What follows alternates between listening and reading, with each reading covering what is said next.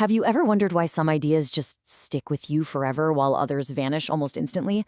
Well, the answer lies in a piece of technology that's as old as we are: the story. Stories aren't just for fun, you know. They are the fundamental architecture of how we remember and how we build our cultures. All right, let's get into it. To really wrap our heads around this, let's kick things off with a pretty big question. How is it possible that a story, a myth from 1,000 years ago, can feel just as real, just as present as the light from a star that's been traveling across the universe for millennia just to reach our eyes? The answer, believe it or not, connects the cosmos directly to our own minds. And this image right here really captures the whole idea perfectly. When you look up at a distant galaxy, you're literally looking into the past. You're seeing light that left its source ages ago. Stories? They're no different. They are transmissions from our cultural past, carrying vital wisdom across the ages. And that brings us to our first major concept here, this idea of stories as actual time machines. They aren't just tales. Think of them as vessels, vessels that transport ancient wisdom directly into our world, right now. We're calling this the light year principle. And it makes so much sense when you think about it. When you hear an ancient creation myth, you are tapping into the foundational moment of an entire culture. It's just like an astronomer seeing the light from a star that might not even exist anymore. The simple fact that the story survived tells you it's carrying something incredibly important. The parallel here is it's striking, isn't it?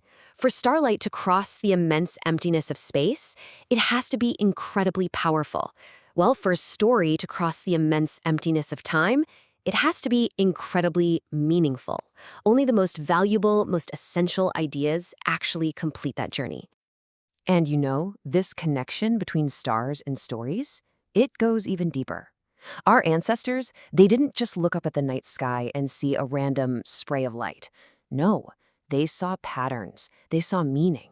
They connected the dots and they created constellations. These constellations became, in effect, celestial story maps. By attaching a moral lesson, say, about the dangers of pride, to a fixed, unchanging star pattern like Orion, that lesson became just as permanent as the stars themselves. And that offered this profound reassurance. It meant that no matter how chaotic things got down here on Earth, the stories in the sky and the values they stood for would always come back. Okay, so we've talked about this grand, cosmic idea of encoding wisdom in the stars. But how does that encoding actually work inside our own heads? Let's zoom in and get into the neuroscience of why stories are, hands down, the most powerful memory tool we have. Get ready for this. A simple fact is up to 20 times more likely to be remembered if it's wrapped up inside a story. 20 times. That's not just a small improvement, that is a cognitive superpower. So why is that? This chart really lays out the why behind that incredible 20x boost. A list of facts, it barely makes a blip on your brain's radar. But a story? Whoa! It lights up the whole brain, activating multiple regions at once. It creates this emotional hook that dry data just can't touch. And that emotion, it acts like a kind of super glue for your memory, making everything stick. Here's another really powerful way to think about it. Stories are basically flight simulators for our social lives. They let us practice navigating really complex emotional situations, all from the safety of our own minds, without any of the real-world risk. I mean, when you're really lost in a good story, it is anything but a passive experience. If a character is running, your motor cortex, the part of your brain that controls movement, it actually fires up. Your visual cortex is busy creating a mental movie of the scene. And most importantly, your emotional centers sync up with the characters. You feel their fear, their joy. You weren't just hearing a story about resilience, you are mentally rehearsing what it feels like to be resilient. And this whole process starts when we're very young, building something neuroscientists call neural scaffolding. From childhood on, hearing stories literally builds a physical framework in our brains. We learn to expect information in a certain pattern, and we learn to associate that pattern with a good feeling. So how is this scaffolding actually built? Well, it all starts with that emotional connection, that warm feeling of sharing a story.